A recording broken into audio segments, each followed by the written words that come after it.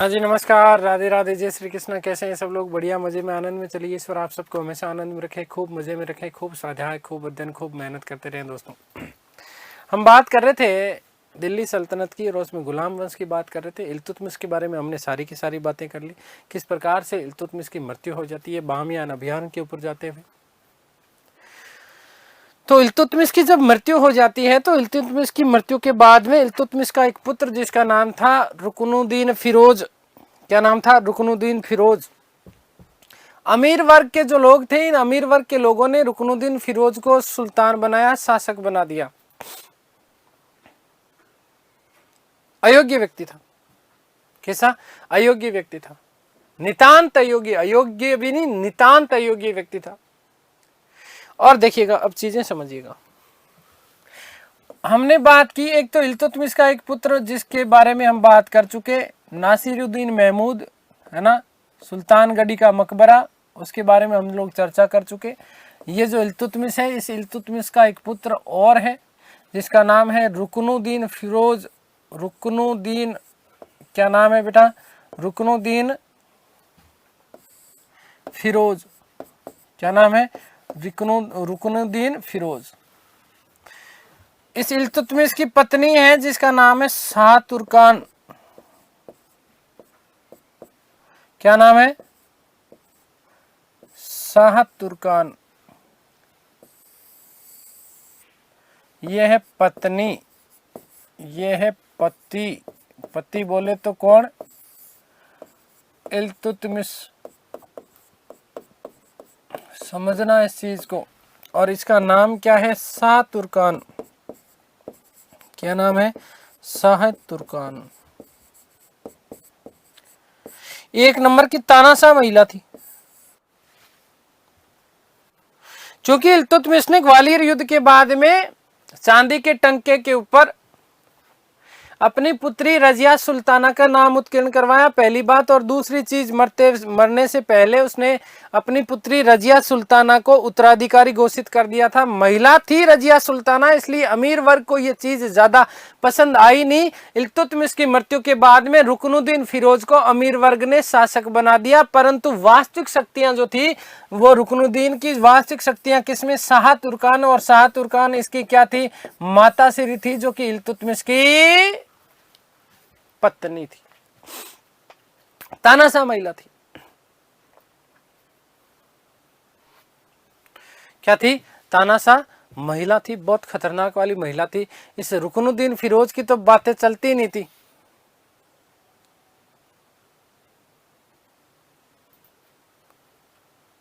तो हालत खराब। लेकिन कुछ ही समय बाद में आगे चल करके ये जैसे कैसे, क्योंकि शासन की सारी सत्ता जो थी वो बागडोर जो थी वो किसके हाथ में थी? शायद शाह तुर्कान के हाथ में थी। शाह तुर्कान के हाथों में थी। और शाह तुर्कान के हाथों में थी तो कुछ, क्योंकि ये तानाशाह महिलाएं थी, हालत खराब थी। जनता के ऊपर भी बहुत सारी चीजें अनावश्यक रूप से थोप दी गई थी। रजिया सुल्तान भी, क्योंकि पिताश्री ने जब उनको अपना उत्तराधिकारी घोषित कर दिया था तो उसके भी मन में यह था कि कहीं ना कहीं शासक तो मुझे ही बनना चाहिए। तो इसलिए ऐसा कहा जाता है, एक दिन की बात है, रजिया ने शुक्रवार जुम्मा जिसको बोलते हैं जुम्मा, है ना, जुम्मे की नमाज के दौरान लाल वस्त्र पहने और लाल वस्त्र पहन करके लोगों से शाह तुर्कान व उसके भाई रुकनुद्दीन फिरोज के खिलाफ जो है सहायता मांगी। लाल वस्त्र पहनने का मतलब ये था कि देखिएगा, इल्तुतमिश के शासनकाल के दौरान एक चीज प्रचलित थी। पहली चीज तो मैंने आपको कहा कि बर्नी कहता है कि साहब इल्तुतमिश ने अपने महल के आगे 2 शेर लगा रखे थे और शेर की मूर्तियों में गले में उनके घंटी बांध रखी थी जंजीर के माध्यम से। जो कुछ आकर के उस घंटी को हिला देता उसे तुरंत प्रभाव से क्या मिलता था बेटा जी? उसे उसकी जो भी समस्याएं थी उस समस्याओं से उसका निराकरण कर दिया जाता था। दूसरा चीज क्या? कि जो फरियादी आता था वो लाल वस्त्र पहन करके आता था। लाल वस्त्र पहन करके आने का मतलब ये था कि उसे किसी ना किसी प्रकार की क्या चाहिए, सहायता चाहिए। तो इसलिए शुक्रवार के दिन, जुम्मे का जो दिन होता है, इसी दिन रजिया सुल्ताना ने लाल वस्त्र पहने, और लाल वस्त्र पहने तो जनता अपने आप समझ गई कि रजिया सुल्ताना को क्या चाहिए, हमारी सहायता चाहिए। जनता की मदद से इस रुकनुद्दीन फिरोज को रजिया सुल्ताना ने गद्दी से उखाड़ फेंका, और उखाड़ फेंक करके खुद क्या बन गई थी, सुल्ताना बन गई। क्या बन गई, सुल्ताना बन गई। दिल्ली सल्तनत इतिहास में ये पहला ऐसा अवसर था जब दिल्ली की जनता ने स्वयं अपना शासक नियुक्त किया। ये प्रश्न भी आपका बहुत महत्वपूर्ण बन जाता है। और किसको नियुक्त किया, रजिया सुल्ताना को। बेटा याद रखिएगा कि भारतीय इतिहास की प्रथम महिला मुस्लिम शासिका थी कौन, रजिया सुल्ताना। अब इस रजिया सुल्ताना को हालांकि अमीर लोगों का जो था वो समर्थन प्राप्त था, लेकिन माफ कीजिएगा कि स्थानीय लोगों का समर्थन प्राप्त था, परंतु अमीर लोगों का समर्थन प्राप्त नहीं था। इसीलिए तो अमीरों ने रुकनुद्दीन फिरोज को क्या बनाया था, शासक बनाया था। तो जैसे ही सुल्ताना बनती है रजिया सुल्ताना, तो अमीर वर्ग के जो लोग थे, इन अमीर वर्ग के लोगों ने रजिया सुल्ताना का खूब विरोध किया। और इस अमीर वर्ग के साथ में बदायूं, बोले तो उत्तर प्रदेश और लाहौर के जो गवर्नर थे, वो भी इस अमीर वर्ग के साथ में शामिल थे। और रजिया सुल्ताना का सबसे बड़ा जो विरोधी माना जाता है, वो विरोधी माना जाता है उसका वजीर मोहम्मद जुनैदी। मैंने आपको बताया था इल्तुतमिश का जो वजीर था वो मोहम्मद जुनैदी था। सबसे पहले जो विद्रोह किया गया वो लाहौर के गवर्नर, जिसका नाम था कबीर अयाज खां। क्या नाम था, कबीर अयाज खां। इस कबीर अयाज खां ने रजिया सुल्ताना के खिलाफ क्या कर दिया था, विद्रोह कर दिया। और विद्रोह करने के पीछे या रजिया सुल्ताना का विरोध करने के पीछे कारण क्या था, समझना इस चीज को।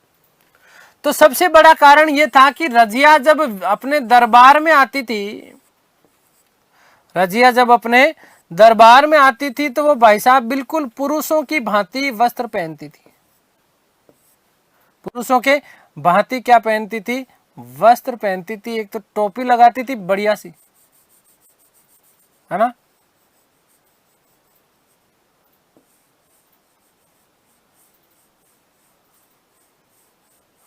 क्या लगाती थी, टोपी लगाती थी, है ना।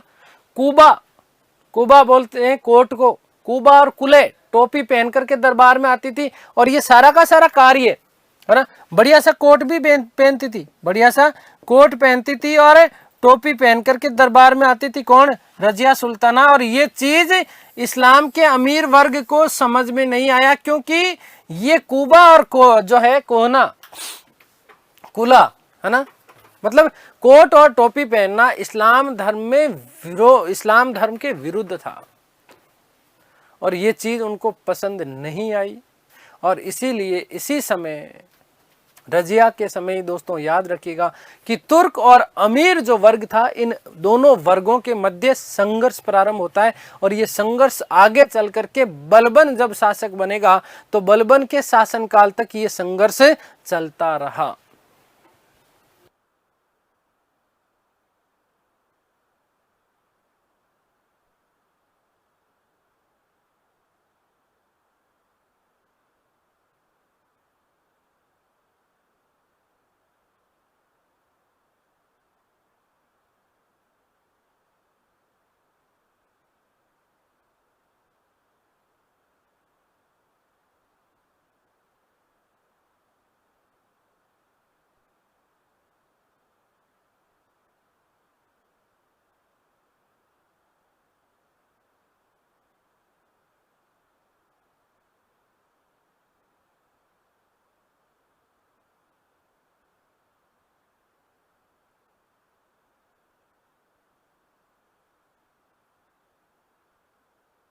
ठीक है, बात समझ में आ गई, क्लियर हो गई। तो एक तो सामान्य वर्ग तुर्क और अमीरों के मध्य क्या हो गया, संघर्ष प्रारंभ हो गया। उसके पीछे कारण, सबसे बड़ा कारण ये माना जाता है क्योंकि सामान्य जो वर्ग था वो रजिया से बहुत ज्यादा प्रेम करता था। और वहीं अमीर वर्ग के अनुसार ये रजिया जो जो कार्य कर रही थी, ये सारे के सारे जो कार्य थे वो इस्लाम के जो थे वो विरोध में थे, इस्लाम के विरोध में थे। इसलिए ये सबसे बड़ा जो है विरोध का कारण बना। यहीं से दोनों में संघर्ष प्रारंभ हो गया और ये संघर्ष बलबन के शासनकाल तक चलता रहा। बेटा इस बात का विशेष रूप से ध्यान रखना। दूसरी चीज, इसी समय रजिया ने क्या किया, एक व्यक्ति था जिसका नाम था जलालुद्दीन याकूत। क्या नाम था, समझ लो पूरा का पूरा, एक साथ लिख दूंगा मैं, जलालुद्दीन याकूत। रजिया ने इस जलालुद्दीन याकूत को अपनी अश्वशाला का प्रधान नियुक्त किया और इसे उपाधि दी अमीर ए आखूर। उपाधि कौन सी दी गई थी, अमीर ए आखूर की उपाधि दी। कौन सी उपाधि दी, अमीर ए आखूर की उपाधि प्रदान की थी। एक व्यक्ति था जिसका नाम था एतगीन।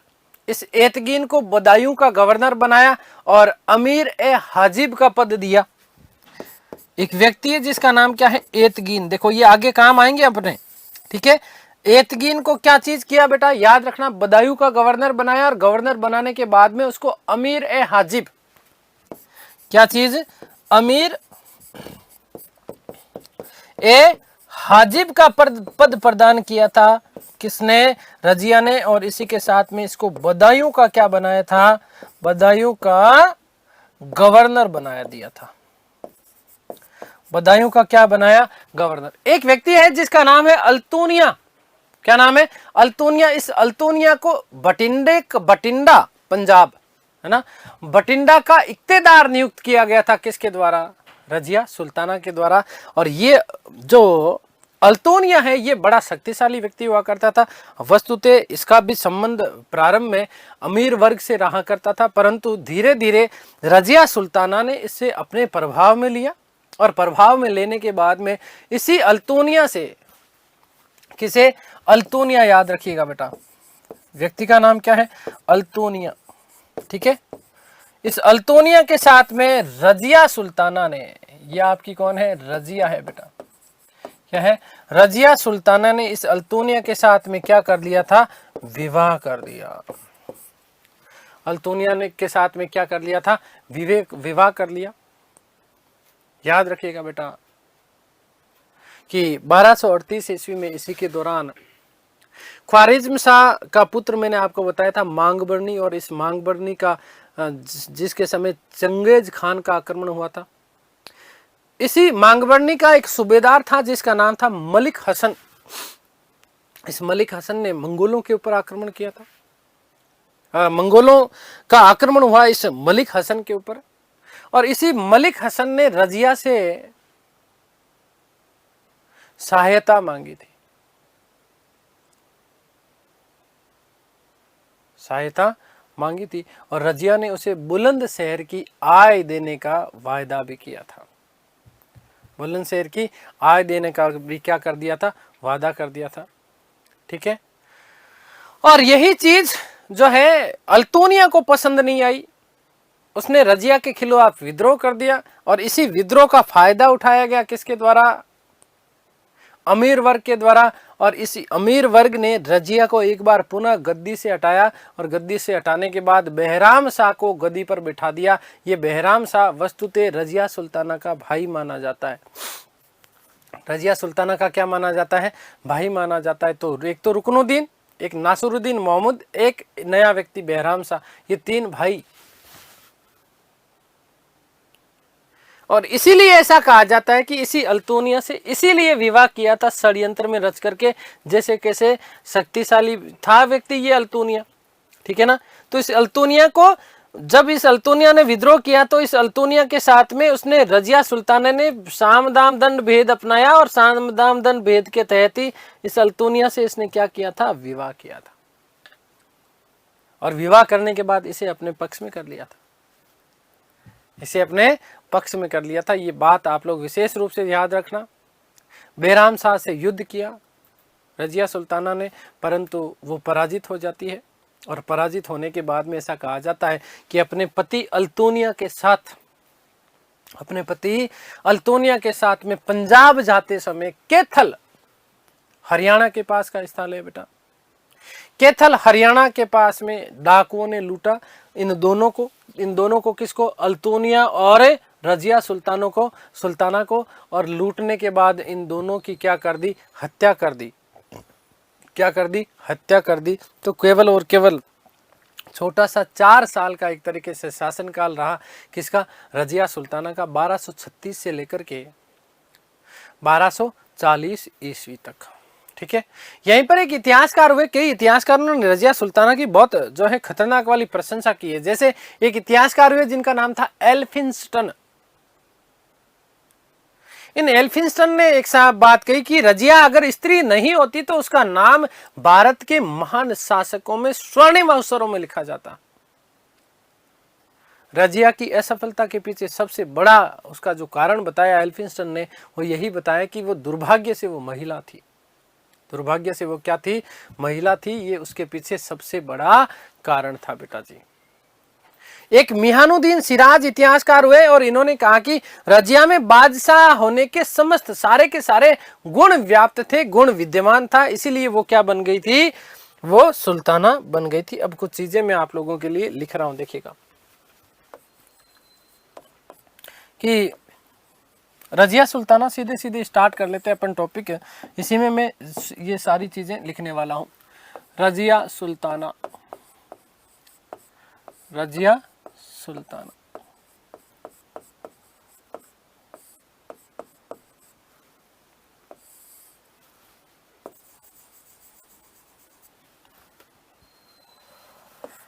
बारह सौ 36 ईस्वी से लेकर के 1240 ईस्वी तक का शासनकाल है इसका। याद रखिएगा कि इल्तुतमिश की मृत्यु के बाद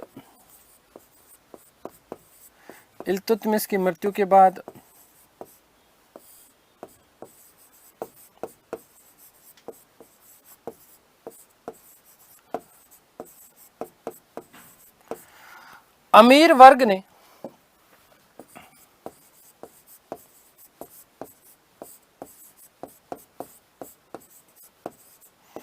उसके पुत्र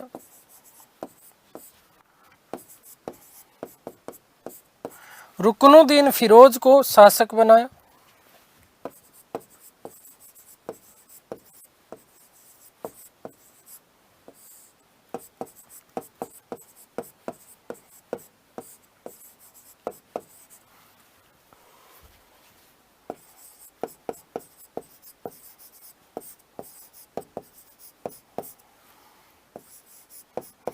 जो कि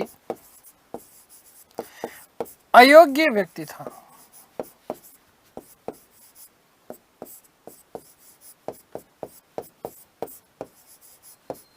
ठीक है,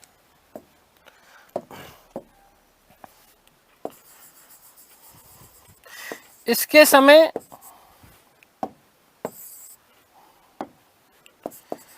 फिरोज के समय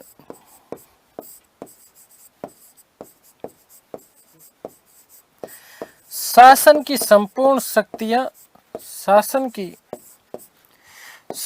शक्तियां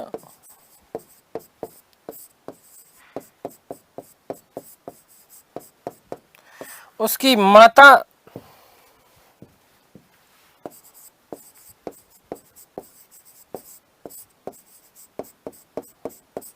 शाह तुर्कान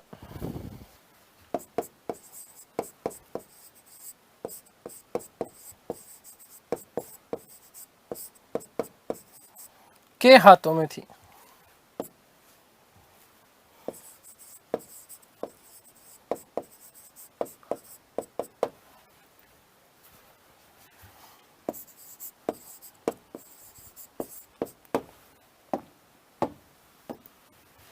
याद रखिएगा, स्टार बना रहा हूं इसको, कि शुक्रवार जुम्मा की नमाज के दौरान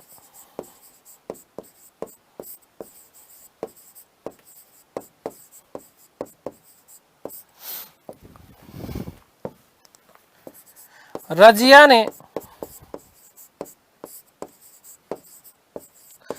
लाल वस्त्र धारण कर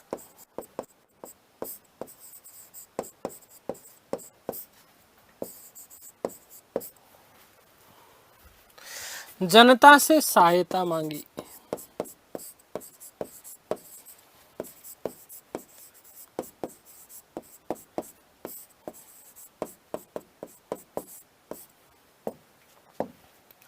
तथा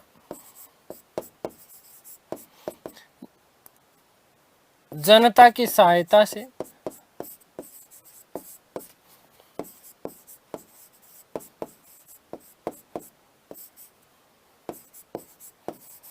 फिरोज को गद्दी से हटा।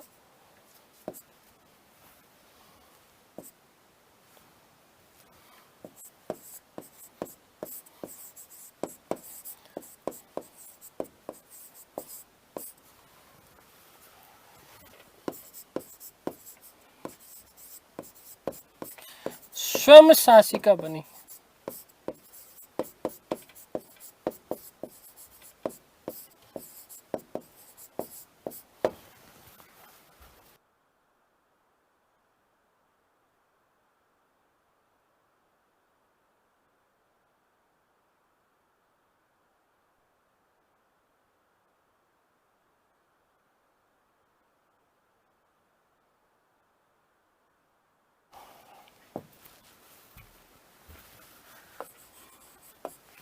दिल्ली सल्तनत में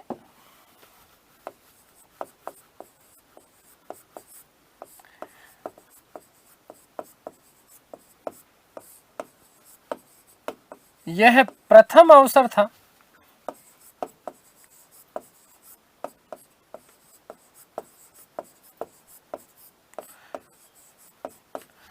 जब दिल्ली की जनता ने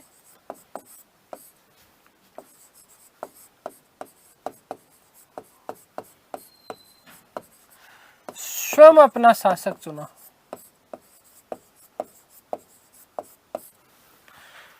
अभी जो राजस्थान पुलिस का जो पेपर हुआ था उसमें शासनकाल का समय पूछ लिया था रजिया सुल्ताना का, ठीक है।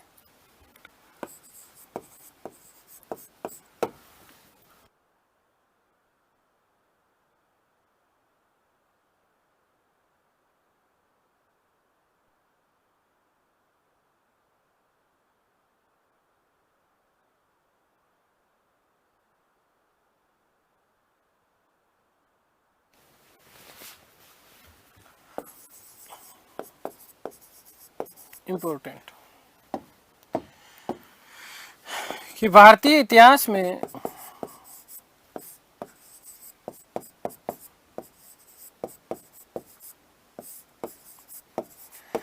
रजिया सुल्ताना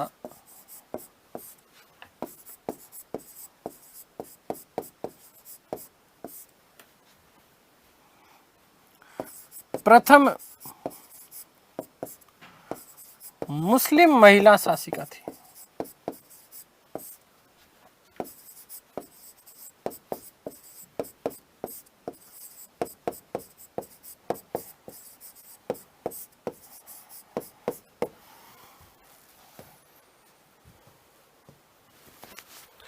यह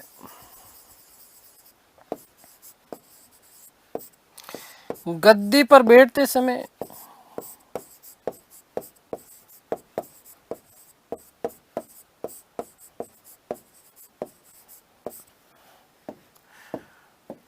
कूबा, कूबा मतलब कोट, वह कुला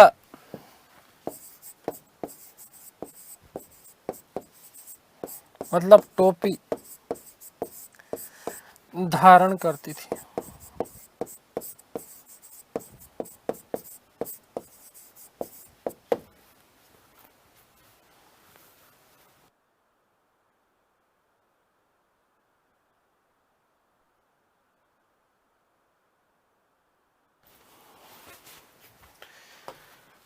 इस कारण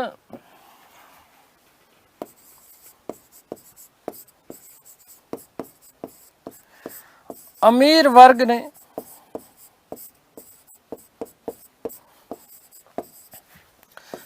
रजिया का विरोध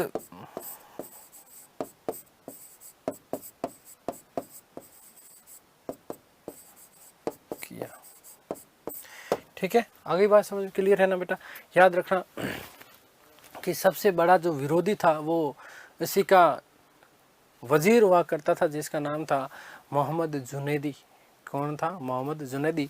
सामान्य वर्ग और अमीर वर्ग, सामान्य तुर्क और अमीर वर्ग के मध्य यहीं से एक तरीके से क्या होता है, संघर्ष प्रारंभ होता है। ठीक है, सबसे पहला विद्रोह जो इसके विरुद्ध किया गया था, मैंने आपको बताया, लाहौर के गवर्नर जिसका नाम था कबीर अयाज खां।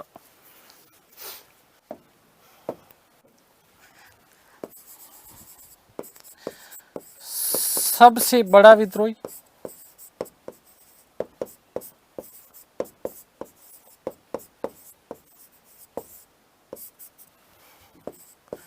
वजीर मोहम्मद जुनैदी।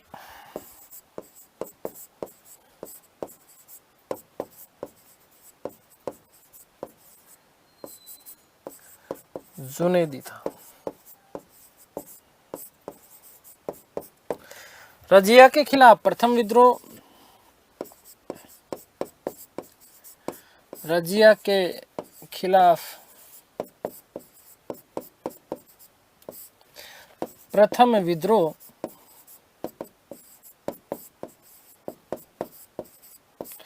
लाहौर के गवर्नर कबीर अयाज खान ने किया। लाहौर के गवर्नर कबीर अयाज खान ने किया।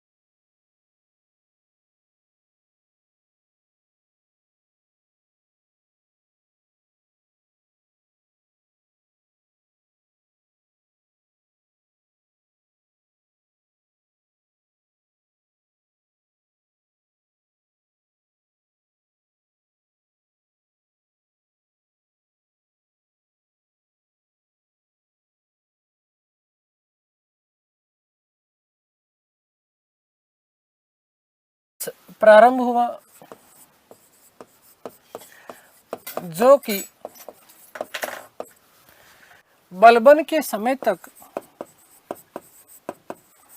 बलबन के समय तक चलता रहा। ठीक है, ये याद रखिएगा कि पहली बार इस प्रकार से जो अमीर वर्ग जो था, इस अमीर वर्ग और तुर्कों के मध्य संघर्ष प्रारंभ हुआ है। किसके समय?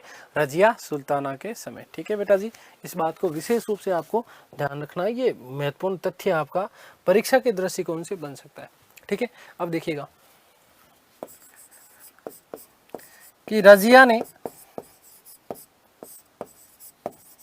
अब कुछ विशेष बातें देखो। मैंने आपको बताया कि जलालुद्दीन याकूत को अपनी अश्वशाला का प्रधान नियुक्त किया और उसे उपाधि दी अमीर ए आखुर। जलालुद्दीन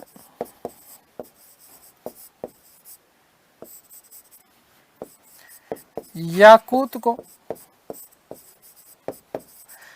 अपनी अश्वशाला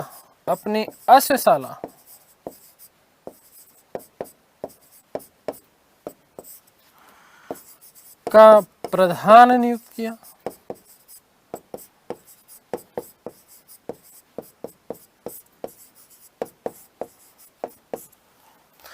तथा उसे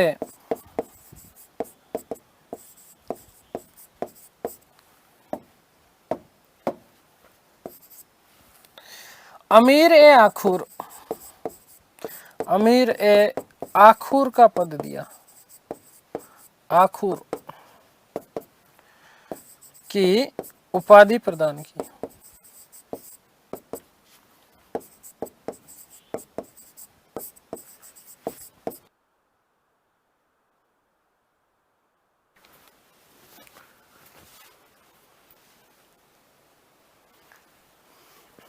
नंबर 2, एतगीन को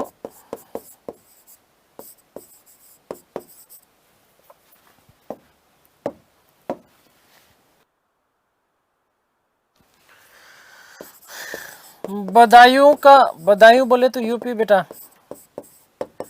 यूपी का गवर्नर बनाया।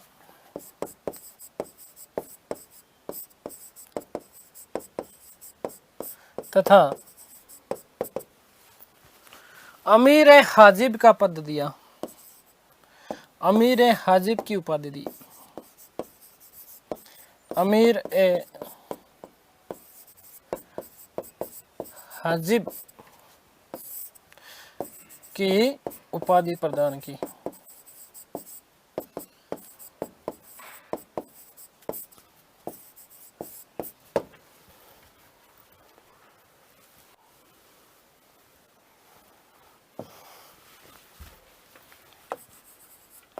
अल्तोनिया को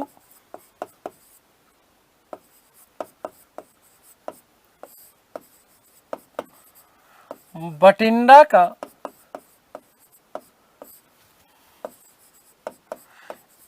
इक्तेदार बनाया, इक्तेदार नियुक्त किया।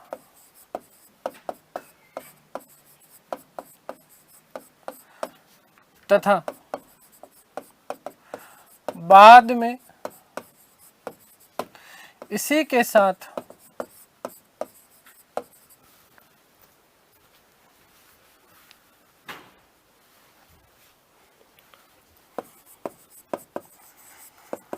विवाह किया।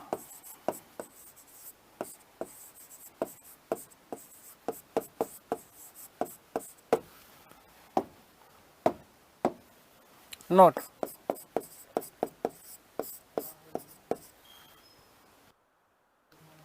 देखो बेटा ध्यान से सुनना। मैंने कहा कि 1238 ईस्वी में मंगबरनी का सूबेदार था जिसका नाम था मंगबरनी, वही जो ख्वारिज्म शाह का पुत्र हुआ करता था, गजनी, ठीक है, उसका सूबेदार था जिसका नाम था मलिक हसन। इस मलिक हसन के समय मंगोलों ने आक्रमण किया एक बार पुनः गजनी के ऊपर। इस मलिक हसन ने रजिया सुल्ताना से हेल्प मांगी, सहायता मांगी, और इसलिए रजिया ने उसे बुलंदशहर की आय देने का वायदा कर दिया। ये चीज अल्तूनिया को पसंद नहीं आई और अल्तूनिया ने इसके खिलाफ क्या कर दिया, विद्रोह किया। यहीं पर अमीर वर्ग यही चाहते थे और इसलिए अमीर वर्ग ने रजिया के भाई बहराम शाह को गद्दी पर बिठा दिया था। ठीक है, तो देखिएगा, नोट लगा के लिख रहा हूं इस बात को कि 1238 ईस्वी में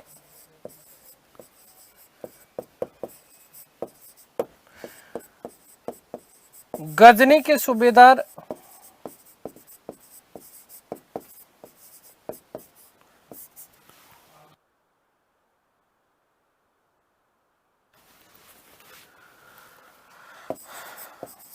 मलिक हसन पर मंगोलों का आक्रमण हुआ।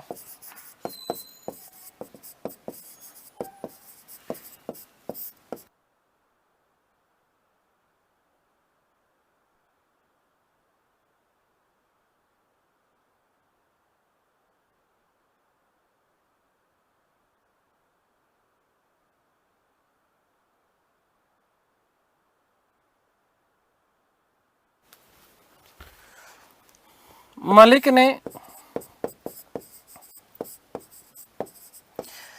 रजिया से सहायता मांगी।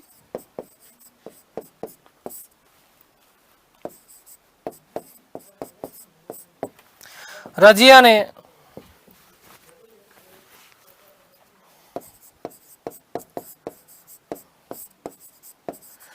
बुलंदशहर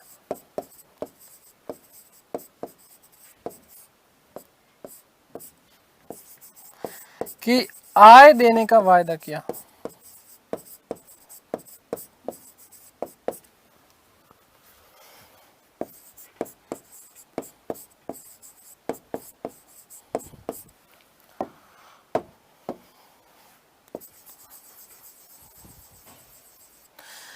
अल्तोनिया ने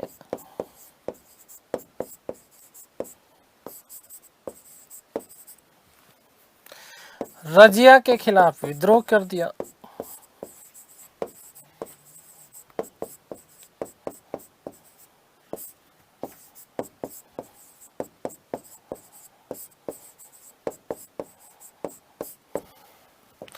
रजिया सुल्ताना ने रजिया ने उसे अपने पक्ष में करने हेतु उसे अपने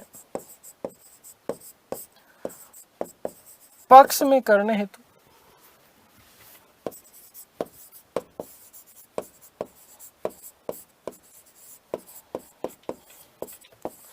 विवाह कर लिया।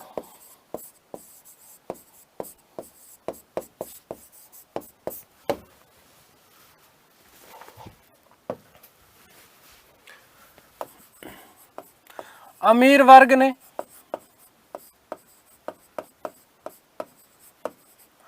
रजिया के भाई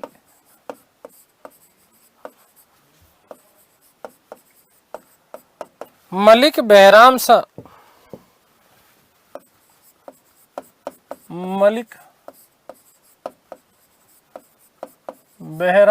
को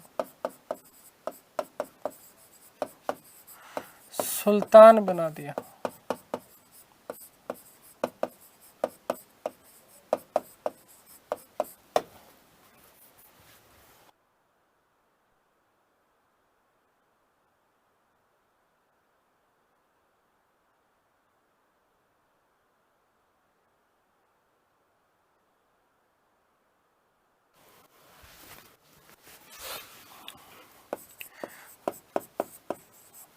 रजिया ने बहराम शाह से युद्ध किया,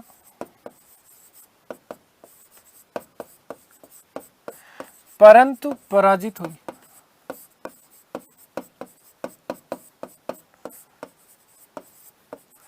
और लास्ट बात बेटा जी, क्या लास्ट बात, कि अल्तोनिया के साथ पंजाब जाते समय कैथल हरियाणा नामक स्थान पर डाकुओं ने इन दोनों को लूट लिया और दोनों को मार दिया।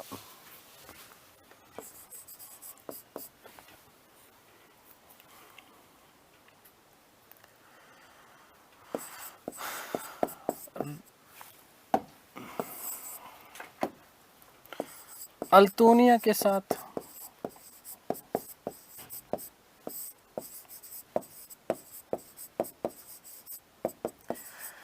पंजाब जाते समय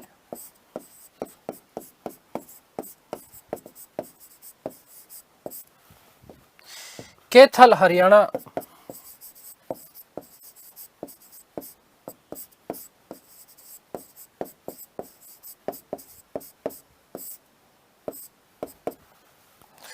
नामक स्थान पर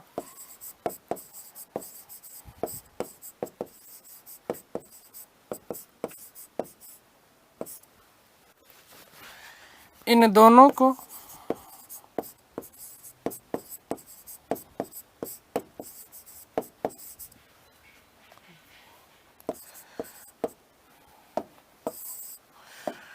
डाकुओं ने लूटा,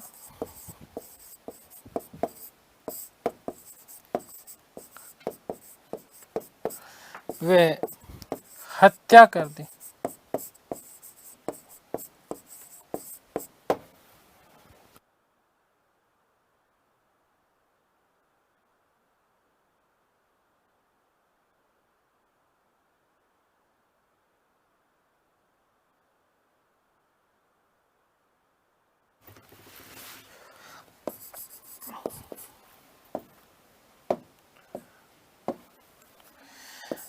एल्फिंस्टन का कथन, ये एल्फिंस्टन आगे हमारे और काम आएगा जब तुगलक वंश पढ़ाऊंगा तब।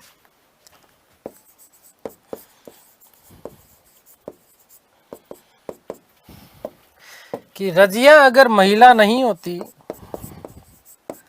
रजिया अगर महिला नहीं होती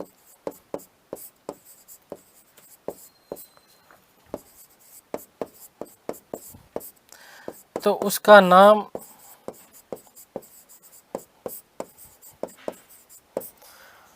भारत के महान शासकों में होता।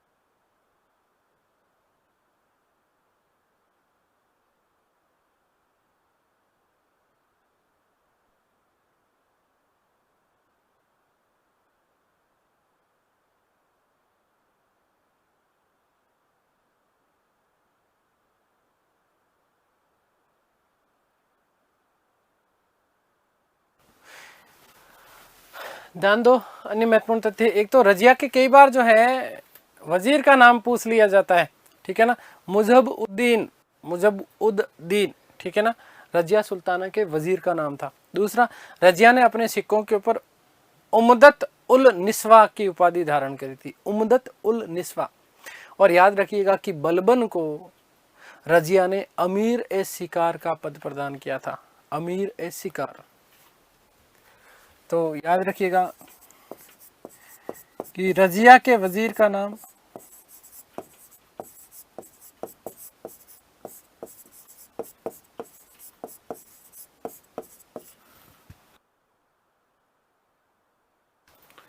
मुजहब-उद-दीन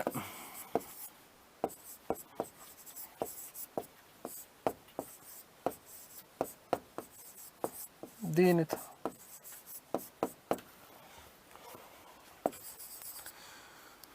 उसने अपने सिक्कों पर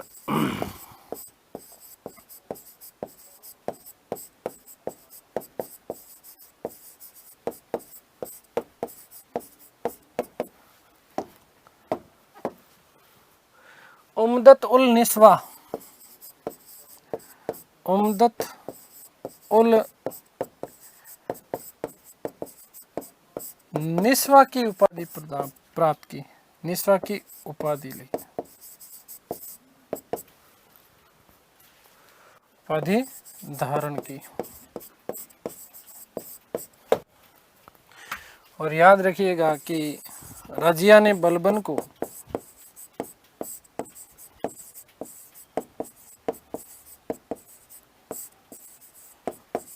अमीर ए शिकार का पद प्रदान किया।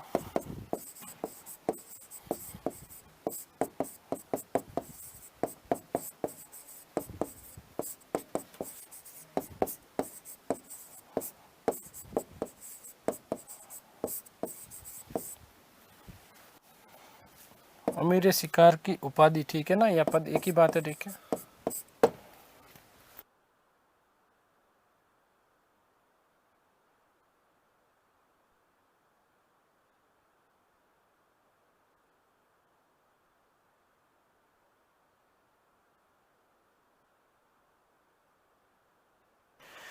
ठीक है बेटा जी, तो ये बात हमने कर ली रजिया की। अब कुछ विशेष महत्वपूर्ण बातें हैं, जल्दी जल्दी से, हमारे ज़्यादा कोई विशेष काम के नहीं है, लेकिन फिर भी सुन लो। एक तो रजिया सुल्ताना के बाद शासक बना मोइनुद्दीन बेहराम शाह, ठीक है, इसका भाई जो था, ठीक है, 1240 से 1242। वस्तुतः इसका शासनकाल तो 1238 के आसपास ही प्रारंभ हो जाता है, लेकिन कुछ चीज़ें बीच में, क्योंकि रजिया सुल्ताना की मृत्यु 1240 में ही हुई है, ठीक है, वहाँ पर विद्रोह वाली भावनाएं मैं आपको बता चुका, ठीक है।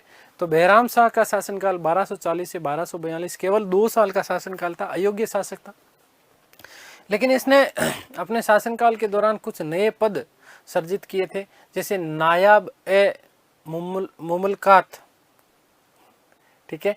नायब ए मुमलकात क्या होता था? सुल्तान के बाद सबसे शक्तिशाली पद था, जिसे कहा जाता था नायब ए मुमलकात, ठीक है। और दिल्ली सल्तनत का प्रथम नायब बना था एतगीन, ठीक है।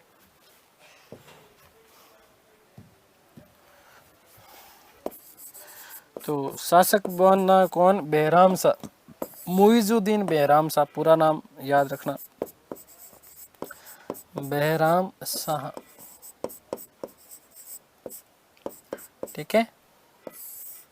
शासनकाल का समय 1240 से 1242।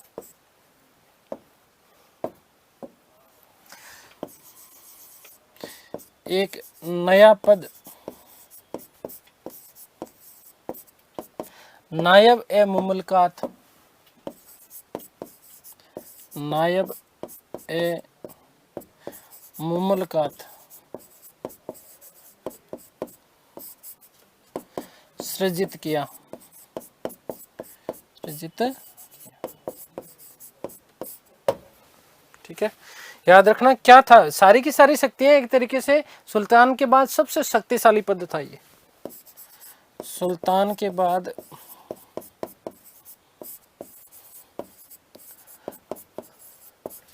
सबसे शक्तिशाली पद, सबसे शक्तिशाली पद था, ठीक है। और याद रखिएगा क्या क्या कि दिल्ली सल्तनत का प्रथम नायब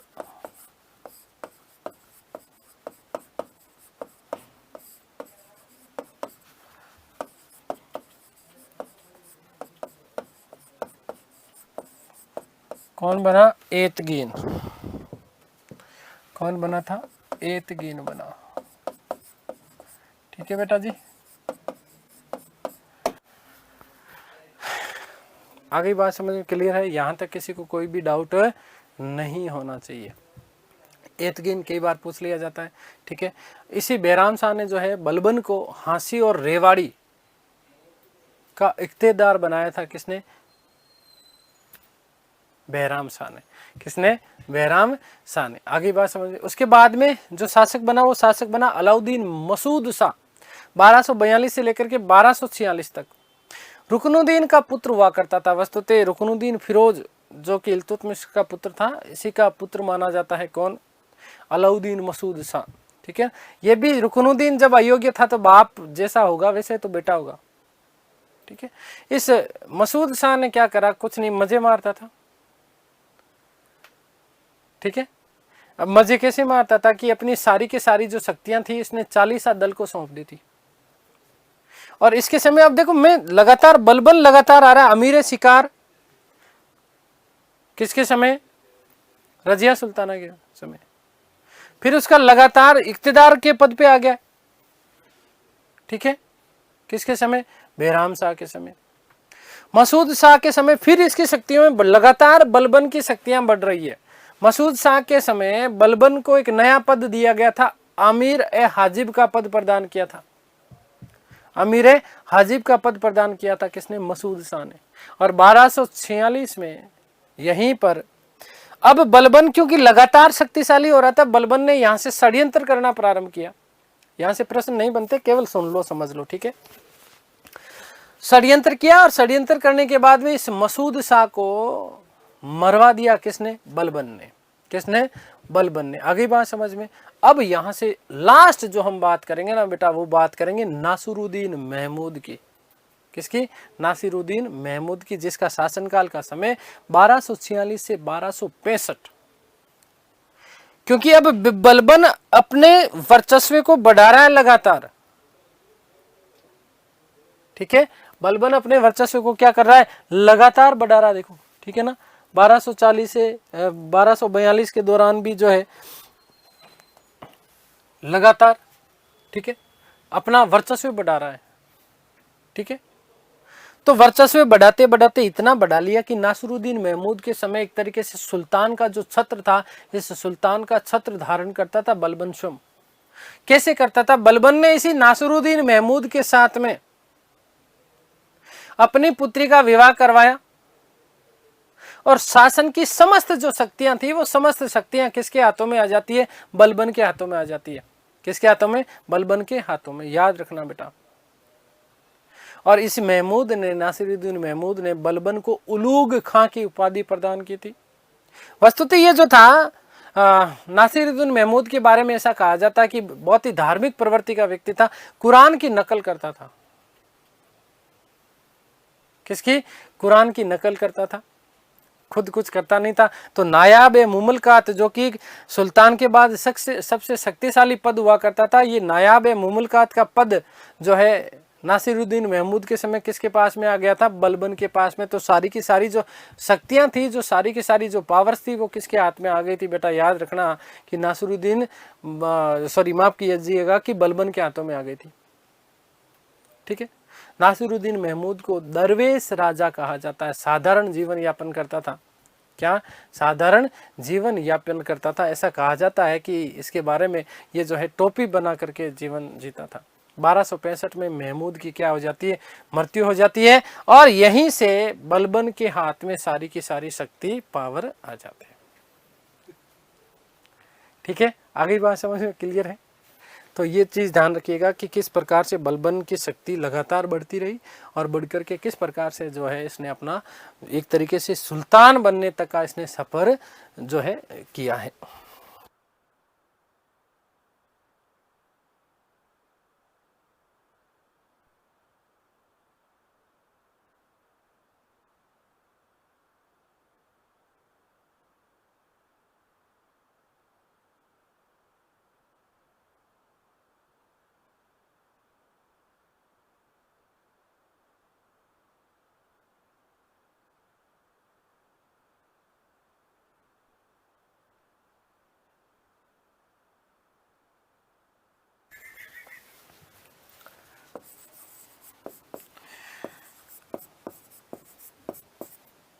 नासिरुद्दीन मसूद शाह,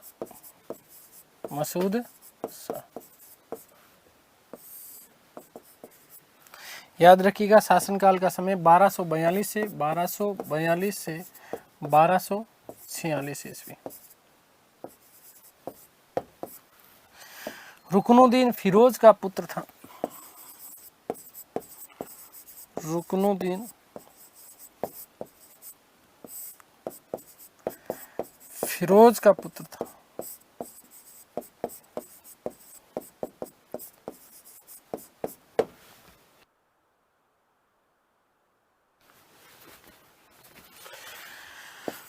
अपने शासन की समस्त शक्तियां, अपने शासन की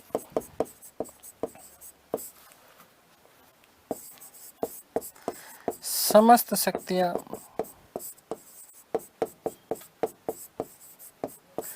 चालीसा दल को सौंपती।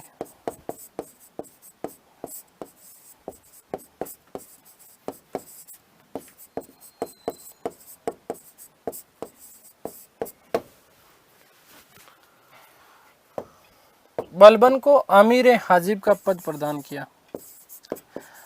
बलबन को आमिर ए हाजिब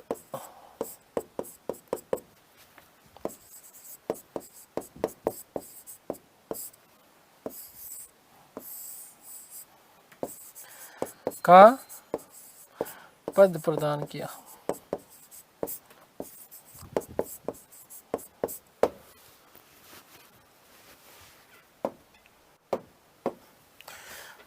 और बलबन ने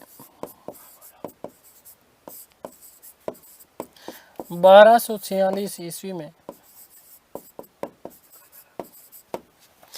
षड्यंत्र रच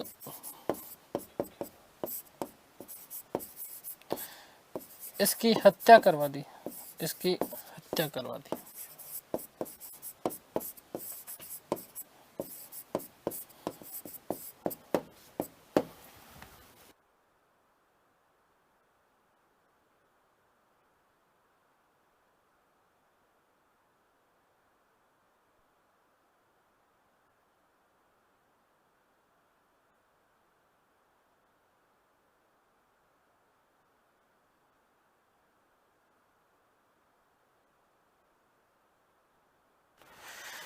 बेटा माफ करना, अलाउद्दीन मसूद शाह है ना, नासिरुद्दीन नहीं, अलाउद्दीन मसूद शाह।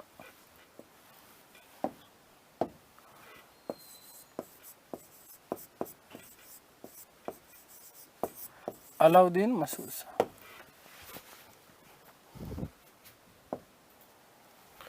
नेक्स्ट नासिरुद्दीन है ना, नासिरुद्दीन महमूद।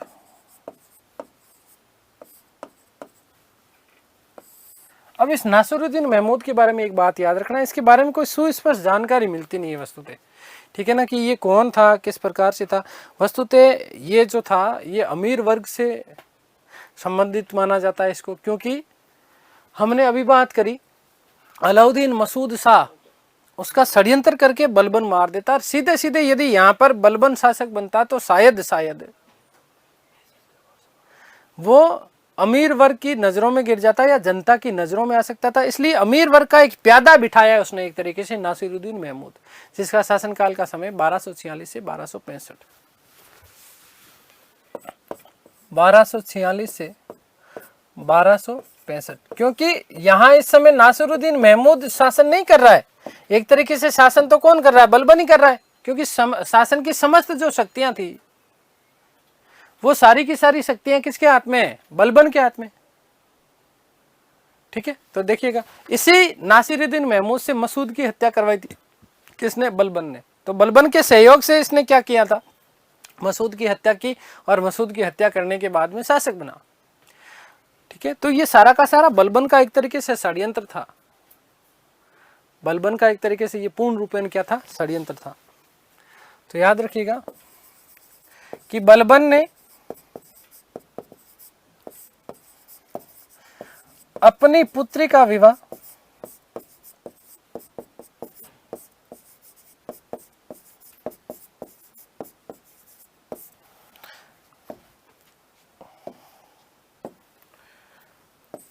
महमूद के साथ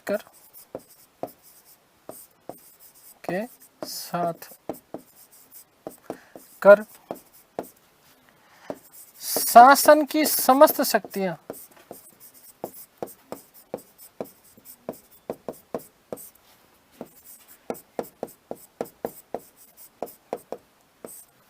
अपने हाथों में निहित कर ली।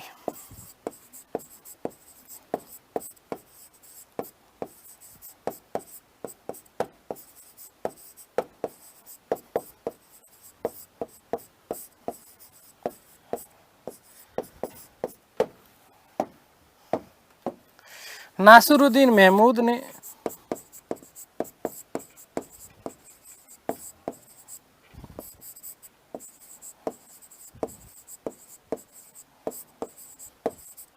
बलबन को नायब ए मुमलकत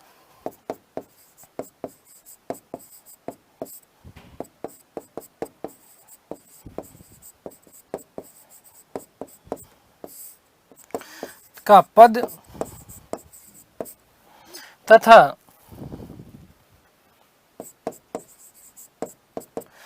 उलूग खां की उपाधि प्रदान की। उलूग खां की उपाधि प्रदान की।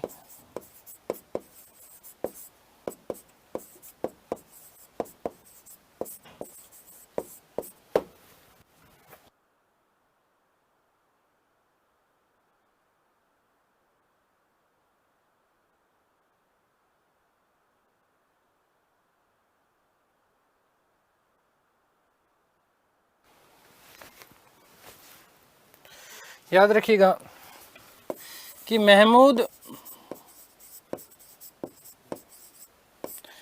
धार्मिक प्रवृत्ति का शासक था, धार्मिक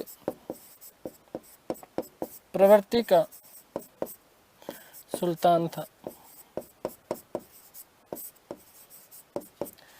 वह कुरान की नकल करता था।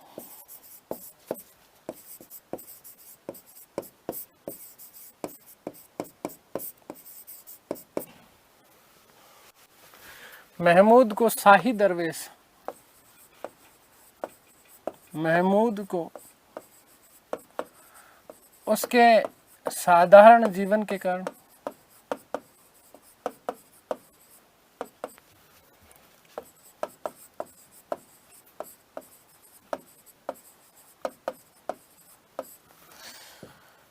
शाही या दरवेश राजा, ठीक है, दरवेश राजा कहा जाता है।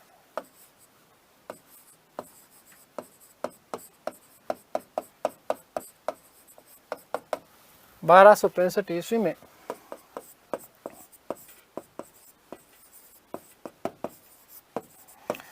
महमूद की मृत्यु के साथ ही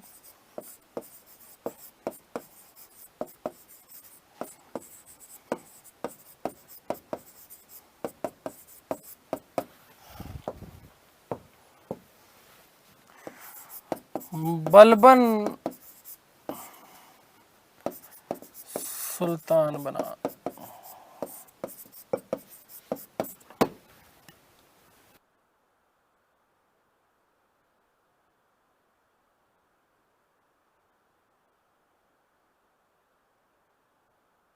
ठीक है, अगली बात समझ रहे। तो सारी की सारी चीजें अब किसके हाथ में आ गई है, बलबन के हाथों में आ गई। एक तरीके से गुलाम जो वंश है ये इसकी अगी चीजें चल रही है, क्योंकि बलबन स्वयं अभी गुलाम है, गुलामों के द्वारा शासन संचालित किया गया था, इसीलिए ये जो पूरा का पूरा राजवंश है वो गुलाम वंश के नाम से जाना जाता है बेटा। अगली हमारी जो क्लास होगी उसमें हम बात करेंगे बलबन की, ठीक है, उसी के साथ गुलाम वंश वाला चीज़ें आपकी हो जाएगी समाप्त। उसके बाद हम करेंगे खिलजी वंश की बात, ठीक है, महत्वपूर्ण चीज़ों की ही हम लोग चर्चा करने वाले हैं। तो उम्मीद करता हूँ कि सारी चीज़ें आप लोगों को समझ में आई होगी। ईश्वर से प्रार्थना करता हूँ कि आप सब स्वस्थ रहें, मस्त रहें, तंदुरुस्त, आह्लादित और प्रसन्नचित रहें। इस सृष्टि की संपूर्ण खुशियाँ आपको और आपके परिवार को मिलते हैं हमारी अगली क्लास में। जब तक के लिए सभी को धन्यवाद, नमस्कार, थैंक यू सो मच।